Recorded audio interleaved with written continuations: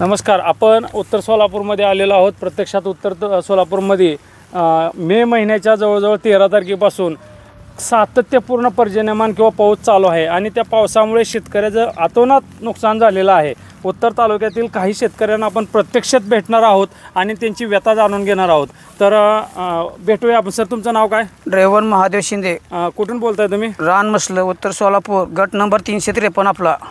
काय इथं शेतीचं काय नुकसान झालेलं आहे? शेतीमध्ये का ना सोयाबीन, कांदा, उडीद ही सगळं दोनदा कांदा पेरलं, दोनदा तर ह्या मधल्या उघडकी सुद्धा दोनदा लावलं.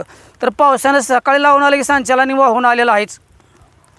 किती दिवसापासून पाऊस आहे इथं? हे मे महिन्यापासून पाऊस आहे. किती पाऊस झाला आतापर्यंत? असा कधी पाऊस झालेला होता? आधी पहिला तर झालेला नव्हता, पण आता झाला ती का नाही. यंदा असा पाऊस झाला की लय पाऊस झालाय. आता 20 वर्षाच्या आधीपासून झाला पाऊस. पण ह्या शेतकऱ्याची सुद्धा काय शेतकऱ्यावर सरकारने मदत करण्यात बाबा ही नुकसान एवढी होते, कसं आबत आहे, याची नुकसानी काय मिळाली? काहीच मिळालं. आपला इमा नाही मिळाला. 2 पावत्या सुद्धा आपल्याकडे 2 वर्षाच्या भरलेल्या आहेत. 2 वर्षाच्या पावत्या 2 वर्षापासून नुकसान भरपाई नाही मिळाली.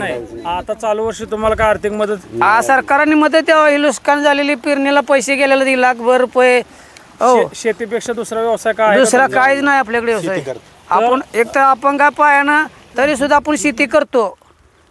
इथे तुम्ही पाहू शकता, हे रानमसलेचे काका आहेत, शेतकरी आहेत आणि यांचं प्रचंड प्रमाणामध्ये नुकसान झालेलं आहे. खरीप टोटल पेरलेलं खरीप टोटल पूर्णपणे वाया गेलेलं आहे. इथं शिल्लक शेतकऱ्याच्या हातामध्ये कवडीमोल रक्कम शिल्लक राहत नाही आणि प्रशासनाला इतकी म्हणजे आता सध्या प्रशासन गर्द अवस्थेमध्ये आहे. सॉफ्टवेअरचा प्रॉब्लेम म्हणा, तांत्रिक अडचणी म्हणा किंवा इतर काही अडचणी सांगून शेतकऱ्याला जी मे महिन्यामधली अतिवृष्टीची मदत आहे ती सुद्धा प्रशासनानं सरकारनं वर्ग केलेली नाही. अजून ती सुद्धा पेंडिंग आहेत. आणि इतर रानमसलेल्या शेतकऱ्या ज्यावेळेस व्यथा जाणून घेतल्या त्यावेळेस असं दिसून येत आहे की यांना अजूनही कोणतीही आर्थिक मदत मिळालेली नाही. आणि अजूनही इथं प्रत्यक्षात तुम्ही पाहू शकता पाऊस चालू आहे. पडत्या पावसामध्ये ही शूटिंग चालू आहे आणि येणारा हा जो रब्बी पिकाचा हंगाम आहे हा सुद्धा पूर्ण म्हणजे वाया जाण्याच्या मार्गावर आहे. रानाला टोटल चिबडी लागलेले आहेत. रानामध्ये पाणी वाहतंय. शेतामध्ये गुडघे इतकं पाणी आहे. या अवस्थेमध्ये शेतकरी दयनीय अवस्थेमध्ये आहे.